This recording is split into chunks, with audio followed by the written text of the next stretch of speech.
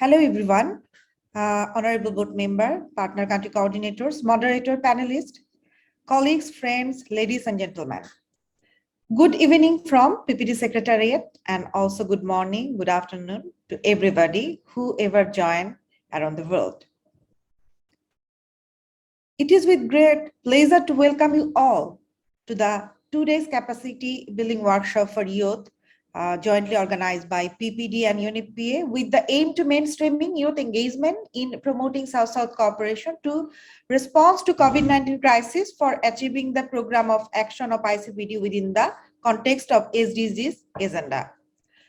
Also, thank you all for making day one very successful. It was great to hear from Mr. Evode Nibizi, Country Director of Afriyan Rwanda. He emphasized on why youth should be center of the development policymakers, and also policymakers should give the concentration on youth making the policies. It was a pleasure to hear the background presentation on mainstreaming youth engagement in promoting South-South cooperation to promote COVID-19 crisis by Ms. Alice Mishra from Kenya, focusing on the importance of youth participation to response to the COVID-19 pandemic crisis and the effective communication strategy to utilize social media and other means of youth participation to response COVID-19 pandemic crisis. If we see, there was major challenges faced by the government and institution is fight against pandemic, that is information gap.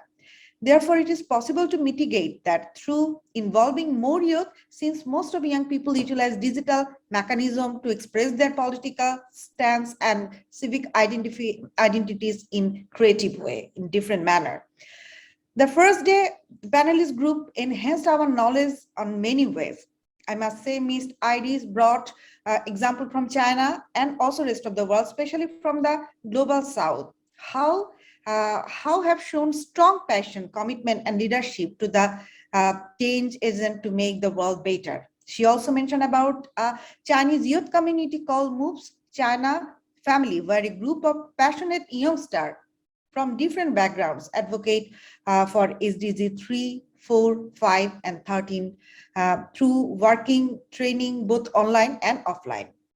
Ms. Iris also brought example from Uganda that a group of young feminists are working hard on gender-based violence, sexual reproductive health, and socio-economic environment.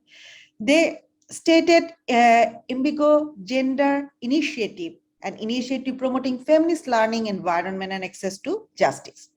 Mr. Mamun from Bangladesh helped us to revisit the ICPD 25 commitment, and to achieve those, it is really necessary to ensuring youth center institution and process the development planning within, and also ensuring youth participation in all shape and level of development and planning, and also acknowledging the implementation of integration relations among youth and adults.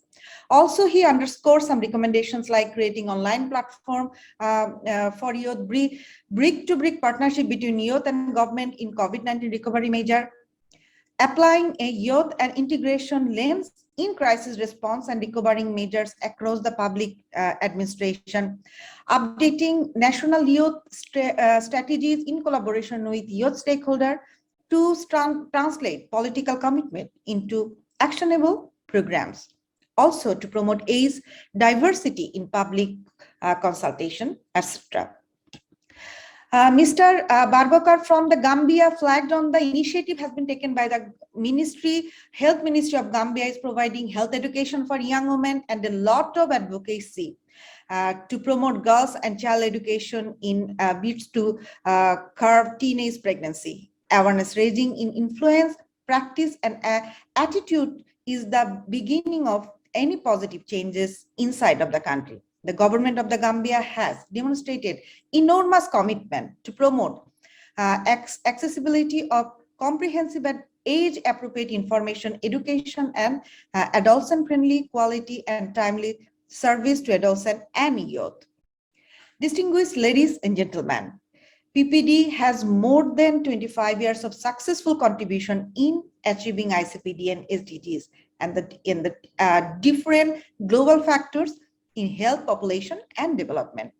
Based on a high-level consultative process, research finding, global priorities, and collective feedbacks from PPD stakeholders, the new strategic priority of PPD 2020-24 identify like one, population dynamic and development,